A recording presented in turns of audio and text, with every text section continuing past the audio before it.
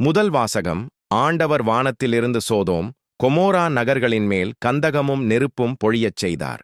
தொடக்க நூலிலிருந்து வாசகம் 19 15 அந்நாள்களில் பொழுது விடியும் வேளையில் தூதர்கள் லோத்தை நோக்கி, நீ எழுந்திரு, உன் மனைவியையும் உன் இரு புதல்வியரையும் கூட்டிக் கொண்டு போ, இல்லையேல் இந்நகரின் தண்டனை தீர்ப்பில் நீயும் அகப்பட்டு அழிவாய் என்று வற்புறுத்திக் கூறினார்கள். அவர் காலந்தாழ்த்தினார். ஆண்டவர் அவர் மீது இரக்கம் வைத்திருந்ததால் அந்த மனிதர்கள் அவரது கையையும் அவர் மனைவியின் கையையும் அவர் இரு புதல்வியர் கையையும் பிடித்துக் கொண்டு போய் நகருக்கு வெளியே விட்டார்கள்.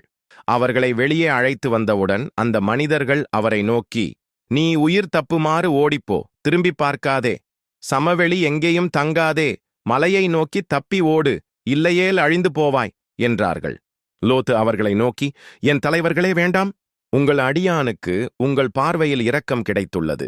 என் உயிரைக் காக்கும் பொருட்டு நீர் காட்டிய பேரன்பு உயர்ந்தது. ஆயினும் மலையை நோக்கி தப்பியோட என்னால் இயலாது. ஓடினால் தீங்கு ஏற்பட்டு நான் செத்துப்போவேன். எனவே நான் தப்பியோடிச் சேர்வதற்கு வசதியாக இதோ ஒரு நகர் அருகில் உள்ளது. அது சிறியதாயிருக்கிறது, அதற்குள் ஓடிப்போக விடுங்கள். அது சிறிய நகர்தானே, நானும் உயிர் பிழைப்பேன் என்றார். அதற்கு தூதர் ஒருவர், நல்லது, அப்படியே ஆகட்டும். இக்காரியத்திலும் உனக்கு கருணை காட்டியுள்ளேன். நீ கேட்டபடி அந்நகரை நான் அழிக்க மாட்டேன். நீ அங்கு விரைந்தோடி தப்பித்துக்கொள். நீ அங்கு சென்று சேரு மட்டும். என்னால் ஒன்றும் செய்ய இயலாது என்றார். இதனால் அந்த நகருக்குச் சோவார் என்னும் பெயர் வழங்கிற்று. லோத்து சோவாரை அடைந்த போது கதிரவன் மண்ணுலகின் மேல் உதித்திருந்தான். அப்பொழுது ஆண்டவர் வானத்திலிருந்து சோதோம் கொமோரா நகர்களின் மேல் கந்தகமும் நெருப்பும் பொழியச் செய்தார். அந்நகரங்களையும் அவற்றைச் சுற்றியிருந்த சமவெளி முழுவதையும் அழித்தார். நகர்களில் வாழ்ந்த அனைவரையும் நிலத்தில் தளிர்த்தனவற்றையும் அழித்தார். அப்பொழுது லோத்தின் மனைவி திரும்பி பார்த்தாள். உடனே உப்புத்தூணாக மாறினாள். ஆபிரகாம் காலையில் எழுந்திருந்து தாம் ஏற்கெனவே ஆண்டவர் திருமுன் நின்ற இடத்திற்குப் போனார். அவர் சோதோமையும் கொமோராவையும் சூழ்ந்திருந்த நிலப்பகுதியையும் நோக்கி பார்த்தபோது சூளையின் புகை போல நிலப்பரப்பிலிருந்து புகை கிளம்பக் கண்டார். கடவுள் சமவெளி நகர்களை அழித்தபோது ஆபிரகாமை நினைவு கூர்ந்தார். எனவே லோத்து குடியிருந்த நகர்களை அழித்தபோது கடவுள் அவரை காப்பாற்றினார். ஆண்டவரின் அருள்வாக்கு. இறைவா, உமக்கு நன்றி. பதிலுரை பாடல். திருப்பாடல் 26 2 9 10 11 12 பல்லவி. ஆண்டவரே, உமது பேரன்பு என் கண்முன் இருக்கின்றது. ஆண்டவரே, என்னை சோதித்து ஆராய்ந்து பாரும்.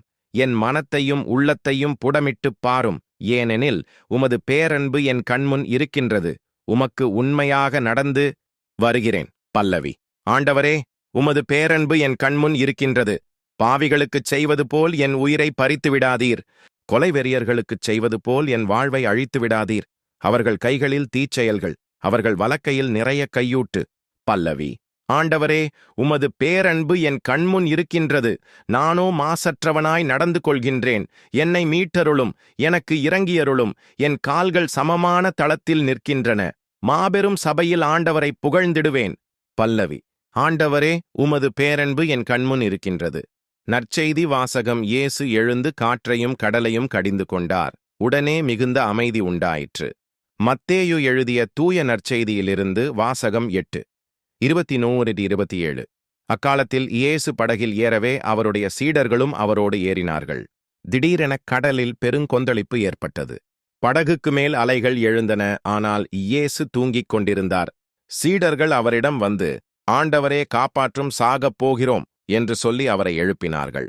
இயேசு அவர்களை நோக்கி, நம்பிக்கை குன்றியவர்களே, ஏன் அஞ்சுகிறீர்கள் என்று கேட்டு எழுந்து காற்றையும் கடலையும் கடிந்து கொண்டார்.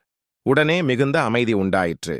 மக்கள் எல்லாரும், காற்றும் கடலும் இவருக்கு கீழ்ப்படுகின்றனவே, இவர் எத்தகையவரோ என்று வியந்தனர். ஆண்டவரின் அருள்வாக்கு. இறைவா, உமக்கு நன்றி.